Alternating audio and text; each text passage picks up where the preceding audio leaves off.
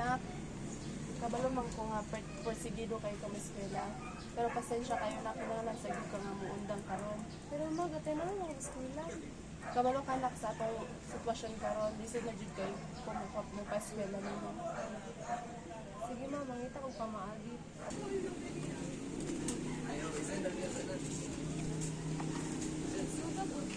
Mga pagkabawa, ano nga, pinaglahan.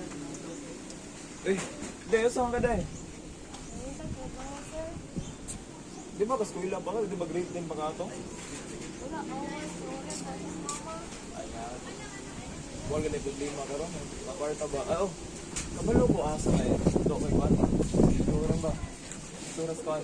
Kumanong ni mo. Sir, ikaw na sana, sir. Sus. Wala rin ko Kwan. Amen sa imo ato mo. Ato na napasiksi ka ba? Yung bayaran na kagdako. Dako may bayad dito. Isang tabaw, sir, basta may kwarta. Ay sus. Samot na na. Dali. Yung gambi. Itos kamanong ni mo. Bisag wala kay iniskwilahan. Ato ra ka ito ba? Okay. Magpa-60 ra ka ito ba? Boss. Manito boss ba? Atong bagong kanto ba? Bagong kanto. Bago. Oh, bago. Boss, atabs ba ni boss? Anak ba ni kayo? Boss, atabs ba? Wala pa ni kasulay boss. Dawat tayo. Dawat tayo. Dala ni sa room 6. Ipa-60 ni Daya? Okay. Oh, sige, abra. Sige. Uy, Long, may nga po Long. Oh, booking ka? Oh, naman ko na bagong booking na rin. Dadala mo na yung karta. Ana, ara. May na, bago kayong kan, mahalin ba? Presko, presko. Is ko na kay Para Tatsa. sa? Wap pa ni kasulaya. Kanina kay puot ba? Puot tayo.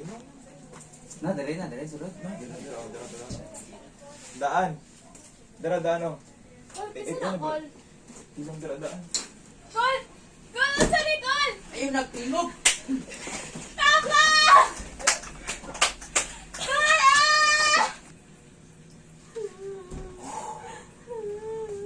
Uy! Katungwan pa. Ganaw, itong trabaho pero niliingon, ani.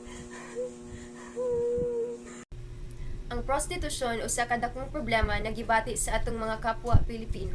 Kini sila mga napugsan o pagbaligya sa ilang lawas para lang gud na ay ikapanginabuhi.